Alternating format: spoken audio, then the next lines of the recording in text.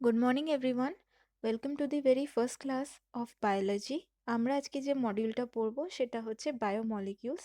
তা স্টার্ট করার আগে দেখে নিই এই মডিউলটার আন্ডারে কী কী টপিকস আমাদের সিলেবাসে কভার করতে হবে। সেটা হচ্ছে molecules of life, monomeric units, polymeric structures, sugars, starch, সেলুলোজের ব্যাপারে আমরা স্ট্রাকচার্স ডিসকাস করব, amino acid, protein, nucleotides, DNA, RNA, 2 carbon units আর লিপিডসের ব্যাপারেও আলোচনা করব। তো ফার্স্টে আমরা আজকের টপিকগুলো যেগুলো কভার করব সেগুলো হচ্ছে molecules of life, monomeric polymeric units, sugar, starch and cellulose. তো ফার্স্ট অফ অল আমরা দেখে নিই বায়োমলিকিউলস কাদের বলা হচ্ছে। তা বায়োমলিকিউলস হচ্ছে এমন একটা বা এমন কিছু মলিকিউলস যেগুলো আমাদের বায়োলজিক্যাল ফর্মে মানে থাকে, মানে এভরি লিভিং অর্গানিজমের ভেতরে কিছু না কিছু ইম্পর্ট্যান্ট অ্যাক্টিভিটিস করে। কি কি অ্যাক্টিভিটিস? যেরকম কি কোনো বড় জিনিস থেকে ছোট জিনিসে কনভার্ট করা, বা কোনো ছোট জিনিস জুড়ে জুড়ে বড় জিনিস তৈরি করানো। তা কত ধরনের বায়োমলিকিউলস বা কি কি ফর্মে আমরা বায়োমলিকিউলসগুলোকে পাই, সেটা হচ্ছে একটা ইনঅর্গ্যানিক ফর্মে আর একটা হচ্ছে অর্গ্যানিক ফর্মে। ইনঅর্গ্যানিক ফর্মে যেগুলো থাকবে সেগুলো হচ্ছে মিনারেলস আর সল্টস। মিনারেলস কাদেরকে বলবো দেখো, যেরকম কি পটাশিয়াম আছে, সোডিয়াম আছে, ক্যালসিয়াম আছে, ফসফরাস আছে, ম্যাগনেসিয়াম আছে, এইগুলো সব মিনারেলস যেগুলোকে আমরা ইনঅর্গ্যানিক ফর্ম অফ বায়োমলিকিউলস বলে থাকি। আর তার সাথে সাথে আছে সল্টস, যেরকম ধরো sodium chloride NaCl, potassium chloride KCl। এই বিভিন্ন কাজ যেগুলো করবে, এগুলো মানে এগুলো যাদের আন্ডারে আসবে সেগুলো হচ্ছে ইনঅর্গ্যানিক ফর্ম অফ বায়োমলিকিউলস। আরেকটা সেকেন্ড যে ফর্মটা পাবো সেটা হচ্ছে অর্গ্যানিক ফর্ম।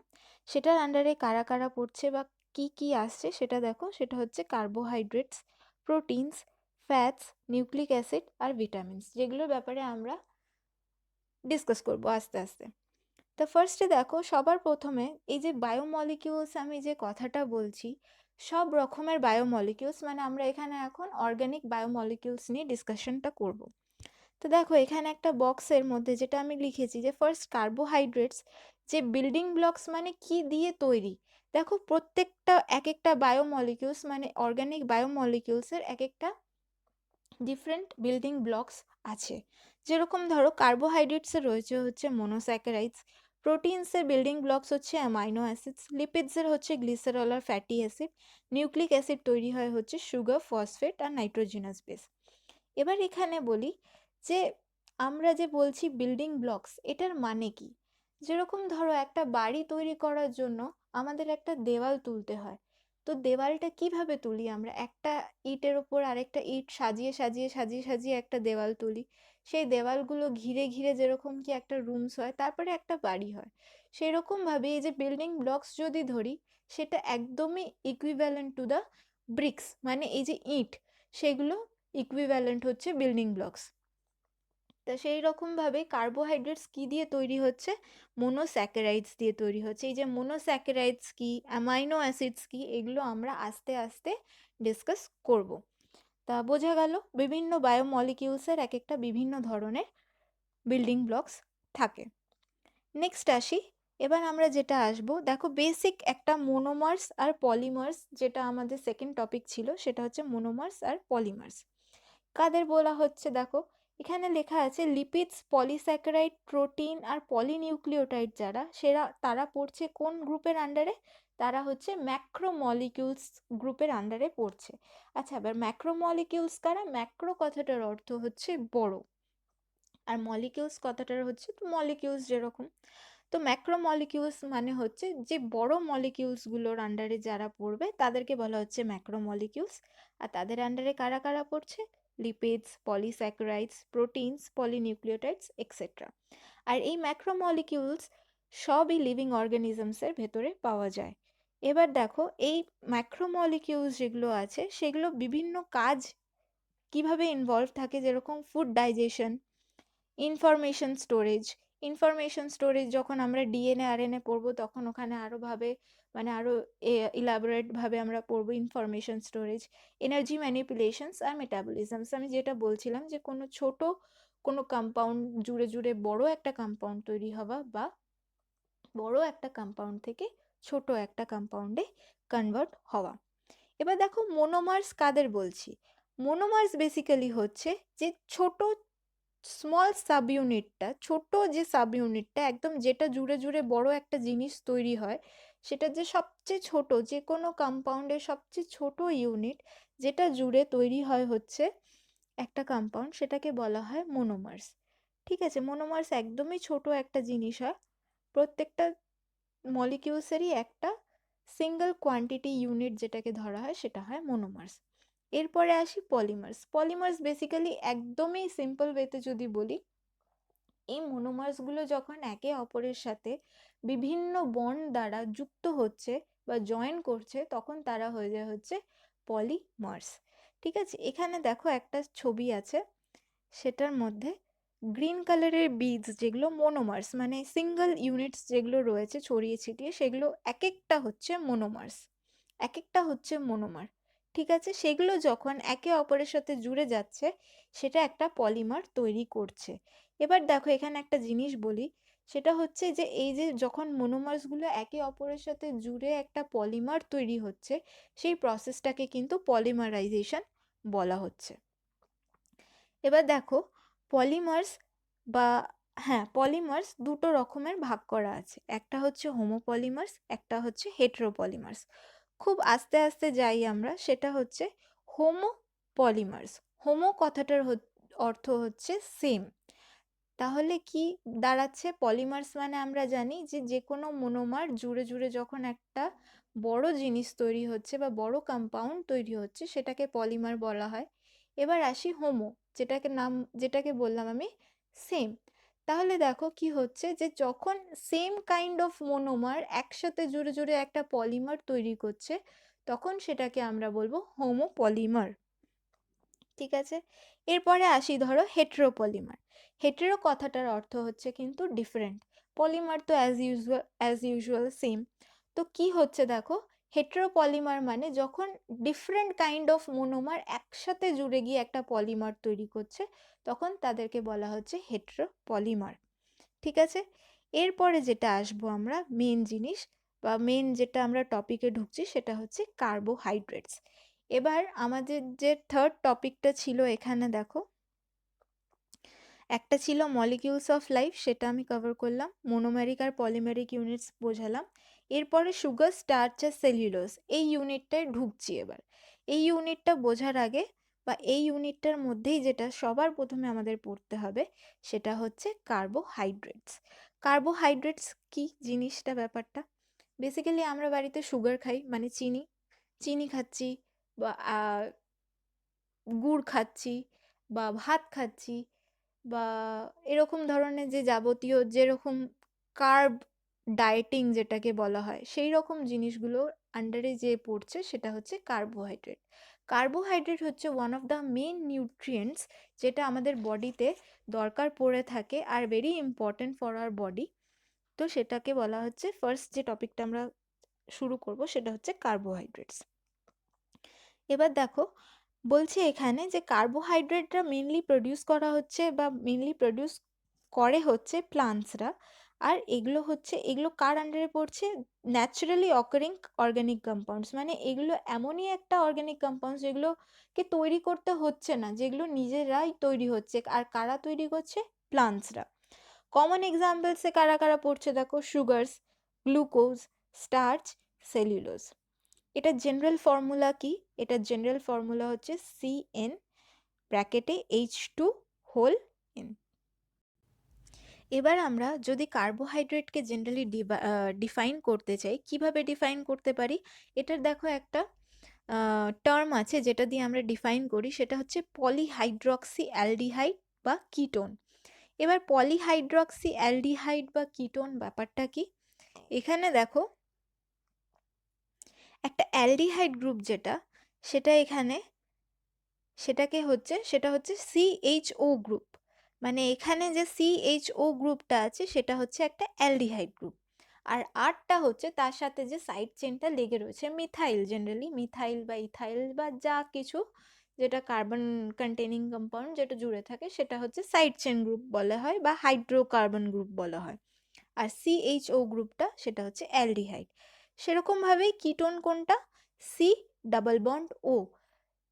একটা সি এর ডাবল বন্ড মানে দু হাতে অক্সিজেন থাকবে আর বাকি দুটো হাতে দুটো মিথাইল গ্রুপ বা দুটো হাইড্রোকার্বন গ্রুপ থাকবে।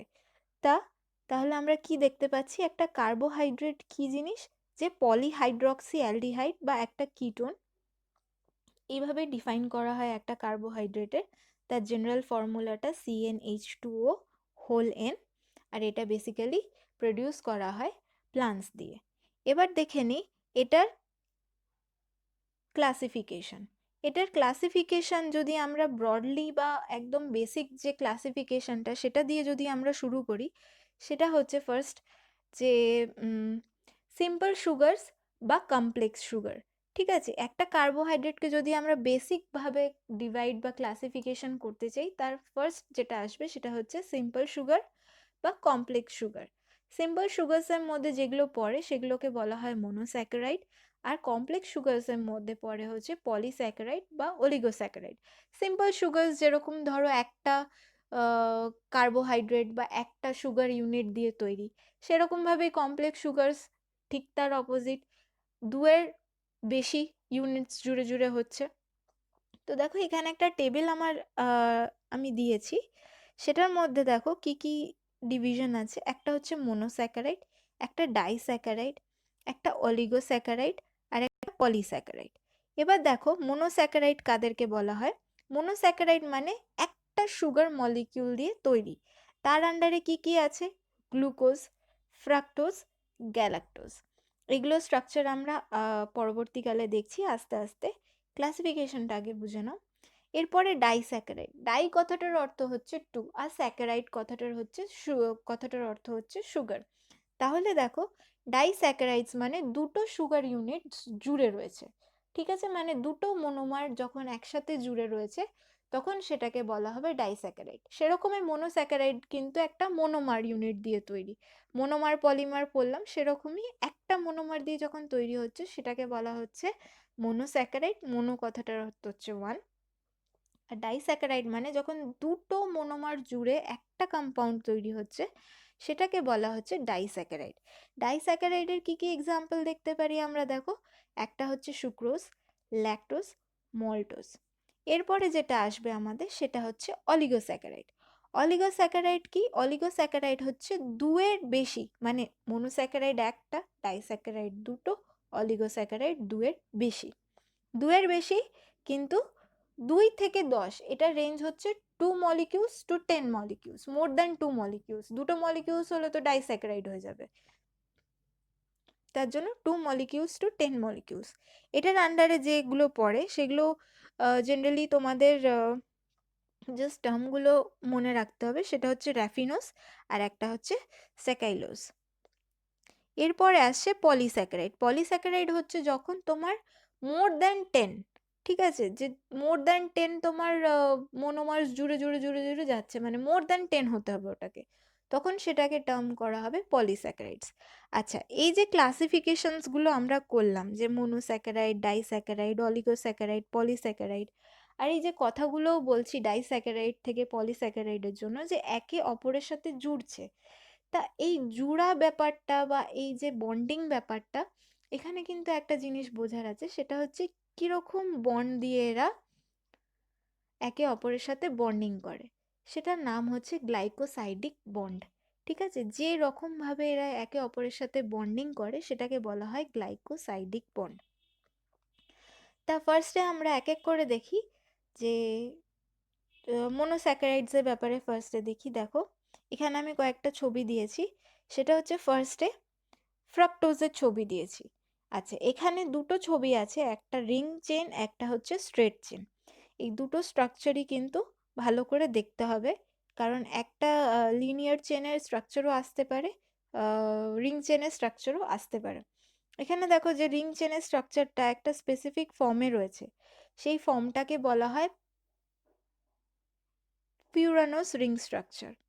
ঠিক আছে, যে স্ট্রাকচারে এই ফ্রাক্টোজটা রয়েছে সেটাকে বলা হয় ফিউরানোস রিং স্ট্রাকচার। আর তার পাশে যেটা, সেটা হচ্ছে লিনিয়ার চেন স্ট্রাকচার। তো এই দুটোই হচ্ছে ফ্রাক্টোজের স্ট্রাকচার। এখানে দেখো ফ্রাক্টোজকে যদি তুমি ভালো করে দেখো তাহলে এখানে 6খানা কার্বন কম্পাউন্ড আছে, যার মধ্যে একটা সি ডাবল বন্ড ও রয়েছে, মানে এখানে একটা পলিহাইড্রক্সি কিটোন গ্রুপ রয়েছে। ঠিক আছে, আমরা কার্বোহাইড্রেটের ডেফিনেশনে কি পড়েছিলাম, যে এটা একটা পলিহাইড্রক্সি অ্যালডিহাইড বা কিটোন কম্পাউন্ড। তো এই যে ফ্রাক্টোজে সেটা হচ্ছে ইদার অ্যালডিহাইড গ্রুপটা থাকবে বা কিটোন গ্রুপটা থাকবে, তবেই হচ্ছে তার সাথে পলিহাইড্রক্সি থাকতে হবে। পলিহাইড্রক্সি মানে ও এইচ। দেখো এখানে ফ্রাক্টোজের ক্ষেত্রে কখানা ও এইচ আছে, একটা দুটো তিনটে চারটে, চারটে ও এইচ আছে। তাহলে পলি মানে অনেক কটা, তাহলে অনেক কটা ও এইচ এর সাথে একটা কিটোন গ্রুপ আছে। আর এরপরে দেখে নেবো আমরা গ্লুকোজ, মানে দ্য বেসিক বা মেন যে মোনোস্যাকারাইড বলতে যেটা আমাদের মাথায় প্রথম আসে সেটা হচ্ছে glucose. Instant source of energy, মানে আমরা অনেকে অ্যাড দেখি না, ওই যে গ্লুকন্ডির যে অ্যাডটা দেখি, যে ইনস্ট্যান্ট সোর্স অফ এনার্জি, সঙ্গে সঙ্গে গ্লুকন্ডি খেলো আর সঙ্গে সঙ্গে তাজা হয়ে গেল। তো ঠিক ওটার মধ্যে গ্লুকন্ডির মধ্যে কিছুই থাকে না, সেটা হচ্ছে গ্লুকোজ থাকে, যেটা আমাদের বডিতে সঙ্গে সঙ্গে ইনস্ট্যান্টলি অ্যাবজর্ব হতে পারে, কারণ এটা সবচেয়ে ছোট ইউনিট কার্বোহাইড্রেটের। আর বডির ডাইজেশনের জন্য বা ইউটিলাইজেশনের জন্য যত ছোট কম্পাউন্ড হবে তত তাড়াতাড়ি ওটা অ্যাবজর্ব হবে, তত তাড়াতাড়ি ওটা এনার্জি প্রডিউস করবে। তো ঠিক সেইভাবেই কি হচ্ছে দেখো এখানে, যে গ্লুকোজ যেহেতু আমরা বলি ইনস্ট্যান্ট সোর্স অফ এনার্জি, কেন? ঠিক এই কারণে, কারণ এটা সবচেয়ে ছোট, সবচেয়ে সিম্পল কার্বোহাইড্রেট, যেটাকে কোনো ভাঙতে হয় না, কোনো কিছু মানে মডিফিকেশন করতে হয় না, এটা তুমি তোমার বডি আপনি আপ অ্যাবজর্ব করে ইনস্ট্যান্টলি এনার্জি প্রডিউস করতে পারে। তা দেখে নিই এবার গ্লুকোজের স্ট্রাকচার আর ফ্রাক্টোজের স্ট্রাকচার অলমোস্ট সেম, কিন্তু ব্যাপারটা হচ্ছে এখানে দেখো রিং স্ট্রাকচারটা কিন্তু একটু ডিফারেন্ট। ডিফারেন্ট এই কারণেই, ফার্স্ট অফ অল গ্লুকোজে যেটা থাকে, গ্লুকোজও 6 কার্বন কম্পাউন্ড আর ফ্রাক্টোজও 6 কার্বন কম্পাউন্ড, কিন্তু এখানে যেটা মেইনলি ভ্যারি করে সেটা হচ্ছে ফ্রাক্টোজে একটা কিটোন গ্রুপ থাকে, কিন্তু গ্লুকোজে কিন্তু একটা অ্যালডিহাইড গ্রুপ থাকে। এটার জন্য পুরো রিং স্ট্রাকচারটাই চেঞ্জ হয়ে যাচ্ছে। দেখো যদি তুমি পাশাপাশি দেখতে পারো, একটার অক্সিজেন যেটা ফ্রাক্টোজের যে অক্সিজেনটা সেটা ঠিক মাঝখানে রয়েছে, আর গ্লুকোজের যে অক্সিজেনটা সেটা সাইডে রয়েছে। এখানেও কিন্তু 6টা কার্বন, যদি তুমি গোনো এখানেও দেখতে পারবে এখানেও 6টাই কার্বন আছে।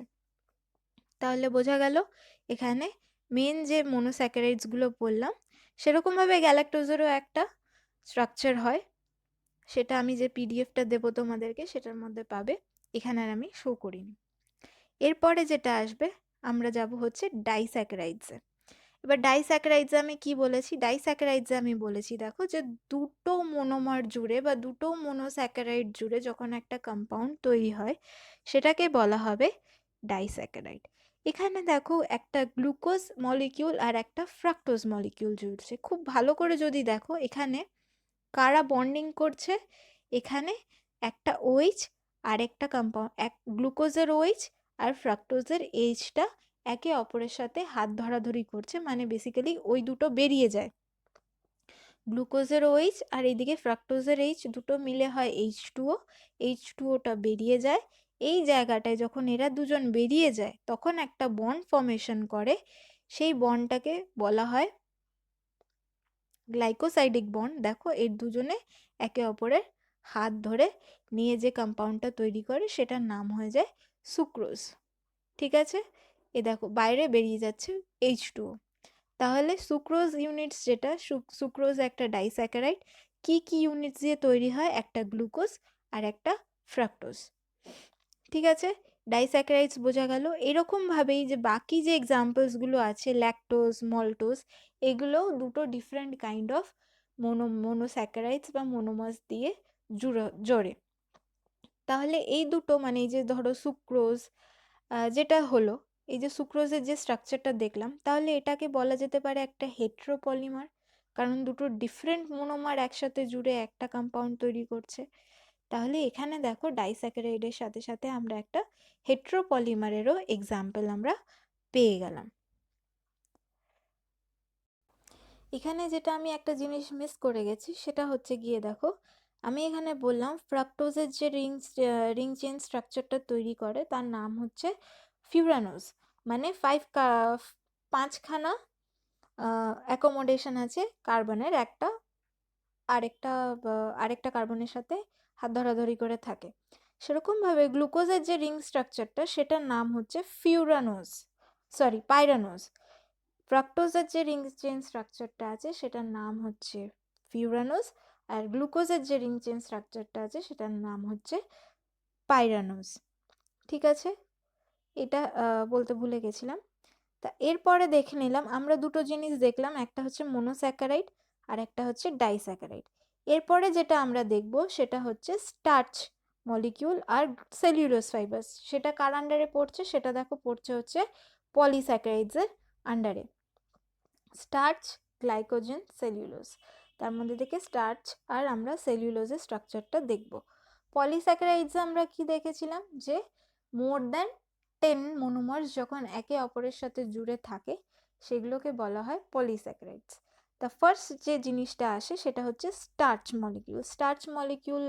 আচ্ছা, স্টার্চের যদি আমি এক্সাম্পল দিতে চাই, মানে কোন কোন কম্পাউন্ডসে আমরা স্টার্চ পাই সেটা যদি আমি বলি, সেটা হচ্ছে যে প্রত্যেকটা আলু, মানে প্রত্যেকটা প্লান্ট যে খাবারটা নিজের বানায়, মানে ফটোসিনথেসিস করে বা সংশ্লেষ করে যে খাবারটা বানাচ্ছে নিজেরা, সেই খাবারটা তো পুরোপুরি ওরা ইউটিলাইজ করে না, সেটা কোথাও না কোথাও গিয়ে একটা স্টোর করতে হয়, যেটা এক্সেস অ্যামাউন্ট অফ ফুড যেটা থেকে যায় সেটা ওরা স্টার্চ হিসাবে স্টোর করে, আর সেগুলোই আমরা কিন্তু ফল হিসাবে পাই। যেরকম কি পটাটো, মানে আলু, বেসিক আলু, সেটা কিন্তু স্টার্চ। ঠিক আছে, সেটা আলুটা কিন্তু বেসিক্যালি একটা স্টোরড ফুড প্রোডাক্ট, প্লান্টরা একটা স্টোর করে রাখে ফুডটা, যেটা ওদের এক্সেস হয়ে যায়, তো সেটাই আমাদের ফল হিসাবে বা ভেজিটেবল হিসাবে আমরা খেতে পাচ্ছি। তো আলুর মধ্যে স্টার্চ থাকে। তা স্টার্চ দেখো কি দিয়ে তৈরি হয়, এখানে প্রত্যেক কটা গ্লুকোজ মলিকিউলস যখন জুড়ে জুড়ে জুড়ে জুড়ে একটা স্টার্চ মলিকিউল কিন্তু তৈরি হয়। দেখো এদের মধ্যেও একটা গ্লাইকোসাইডিক বন্ড তৈরি হচ্ছে। তো এটাও এখানেও মানে প্রত্যেকটা যখনই একটা ডাইস্যাকারাইড, মোনোস্যাকারাইড বা ডাইস্যাকারাইড, পলিস্যাকারাইড বা অলিগোস্যাকারাইড যখনই তৈরি হবে তখন কিন্তু একটা মলিকিউল অফ ওয়াটার বেরোবে। ঠিক আছে, এখানেও দেখো একটা OH আর একটা H বেরিয়ে খালি ওটা দিয়ে বন্ডিংটা হয়েছে। তো দেখো সেখানে হয়ে গেল স্টার্চ মলিকিউল। আর স্টার্চ কোথায় পাওয়া যায় বললাম, আলুতে পাবো। এরপরে দেখো আরেকটা যেটা পলিস্যাকারাইডের যে আরেকটা এক্সাম্পল সেটা হচ্ছে সেলুলোজ। যদি আমি বলি তাহলে প্লান্টসদের ক্ষেত্রে বা গাছদের ক্ষেত্রে ওদের একটা খুব স্ট্রং সেল ওয়াল থাকে।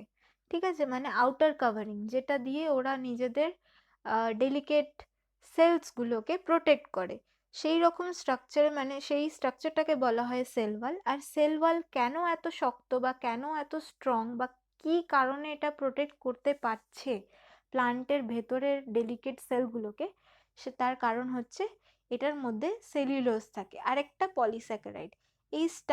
এই যে সেলুলোজের কথা বলছি, এটা কিন্তু একটা স্ট্রাকচারাল পলিস্যাকারাইড কেন, কারণ কি এটা একটা স্ট্রাকচার তৈরি করছে, একটা মেনটেনেন্স স্ট্রাকচারের ওপর তৈরি হচ্ছে, এর জন্য এটাকে বলা হচ্ছে স্ট্রাকচারাল পলিস্যাকারাইড। এটাও কিন্তু গ্লুকোজ ইউনিট জুড়ে জুড়েই হয়, খালি এটার বন্ডটা আলাদা। মানে দেখো তুমি স্টার্চ মলিকিউল আর এই সেলুলোজ মলিকিউলের যদি দুটো স্ট্রাকচারটাকে ডিফারেন্সিয়েট করো, তাহলে দেখো যে যেরকমভাবে হাতটা ধরে রয়েছে স্টার্চে গ্লুকোজ ইউনিটসগুলো, সেগুলো সোজা সোজা, আর যেভাবে সেলুলোজ ইউনিটসে ধরে রয়েছে একে অপরের হাত, সেগুলো কিন্তু একটু একটু ব্যাকা, একটু একটু না, পুরোটাই ব্যাকা। তো এরকমভাবে জুড়ে জুড়ে জুড়ে জুড়ে যাচ্ছে। তো সেলুলোজ আর স্টার্চের মধ্যে বেসিক্যালি বেসিক যে মেন ডিফারেন্সটা সেটা হচ্ছে বন্ডিংয়ের। একটার মধ্যে সোজা বন্ডিং হচ্ছে সেটা হচ্ছে স্টার্চ মলিকিউল, আর একটার মধ্যে হচ্ছে ব্যাকা বন্ডিং, সেটা হচ্ছে সেলুলোজ মলিকিউল।